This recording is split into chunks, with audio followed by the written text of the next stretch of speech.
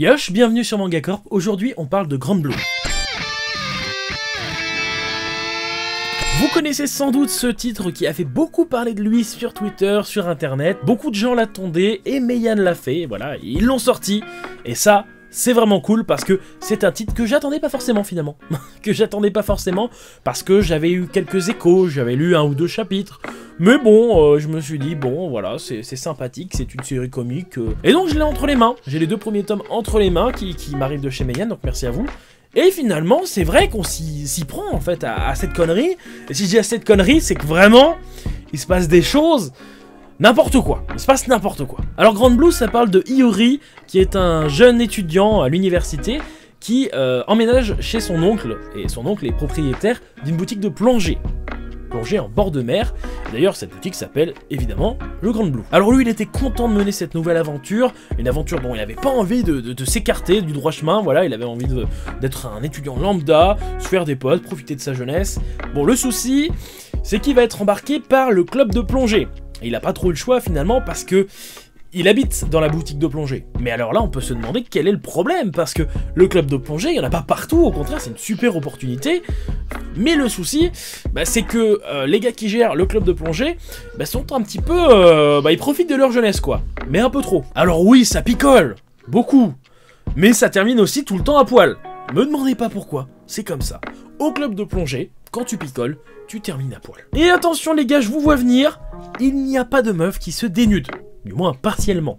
Alors que les gars, ils vont y aller quoi. Et donc oui, Iori, il est dans la sauce. Il aurait voulu passer une vie étudiante toute tranquille et finalement, dès le premier jour, il se retrouve à poil devant l'université.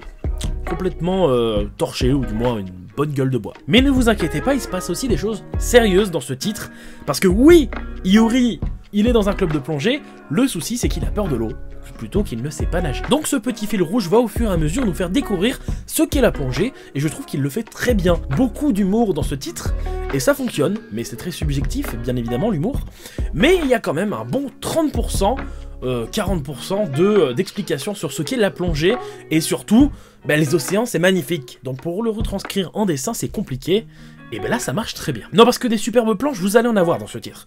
Et oui, il n'y a pas que des mecs à poil qui dessinent le gars, il y a aussi des superbes fonds océaniques, et j'ai hâte de voir ça dans le 3e tome, parce que là, dans les 2 premiers, il y en a eu pas eu assez à mon goût. Enfin bon, je vais m'arrêter là pour le synopsis, parce que oui, on n'est pas sur une œuvre où le but c'est de nous mettre un scénario hyper profond. Non, là on est sur de la vie courante, du slice of life, de l'humour, et ça marche bien, mais il n'y a pas beaucoup de choses à raconter, il faut plus le vivre, il faut plus le lire. Pour aimer ce titre, déjà il faut avoir de l'humour.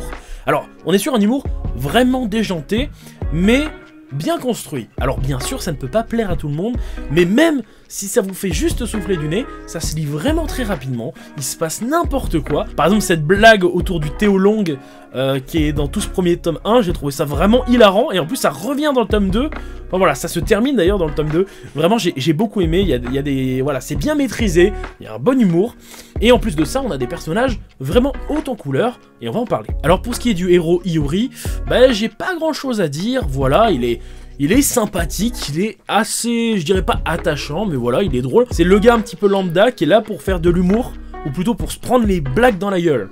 Après, il y a aussi le fait qu'il sache pas nager, il y a aussi sa relation avec ses 2 cousines, mais là aussi, on va en discuter du coup des autres personnages. On a tout d'abord Ryujiro et les amis finalement du club de plongée. Alors c'est les gars qui sont là pour faire de l'humour, hein. Voilà, les gars du club de plongée, ils se bourrent la gueule, ils se foutent à poil, ils embarquent Iori, et ils embarquent aussi une autre personne d'ailleurs, c'est Kohei, qui est un beau gosse otaku. Voilà, et c'est le gars qui va suivre Iori dans toutes ses péripéties, qui va être embarqué là lui aussi, mais je vais pas trop en dire parce que je vais vous laisser découvrir tout ça. Il y a les 2 cousines du héros, donc les filles de l'oncle, qui sont donc Nanaka et Shiza. Nanaka qui est donc une bombasse, on va pas se mentir, et le héros est red dingue, ou du moins de son corps. Le problème c'est que elle est attirée par autre chose, voilà, je ne vais pas vous dire ce que c'est, mais j'étais assez surpris, mais c'est marrant. Et du coup on a aussi Chiza, la petite sœur de Nanaka, qui est beaucoup trop normale finalement, parce qu'il en fallait aussi, voilà, une personne normale, qui va être la seule à vraiment se dire putain les gars, arrêtez de vous bourrer la gueule et de vous mettre à poil, ça la désole, alors que Nanaka par exemple elle en a absolument rien à foutre et elle a l'habitude. Et d'ailleurs il y a une relation qui va se construire entre les héros, donc Iori et Chisa. Alors je ne sais pas si ça va être romantique, ça m'étonnerait, parce qu'ils sont cousins. Mais en tout cas, il va y avoir une relation qui va se nouer entre eux. Ou plutôt se dénouer, je ne sais pas, parce que des fois ça va être compliqué, mais en tout ça voilà, ça va y avoir des réactions vraiment très marrantes, c'est des personnages hauts en couleur, et on a aussi un autre personnage qui arrive dans le tome 2, je vous mets la jaquette parce qu'elle est sur la jaquette, qui est assez drôle aussi, voilà, et je pense qu'il y en aura d'autres au fur et à mesure, j'espère qu'il n'y en aura pas trop non plus, mais en tout cas voilà, ça m'a plu, c'est maîtrisé, c'est bien rythmé, ça nous accroche, j'ai envie de lire la suite, et puis c'est drôle.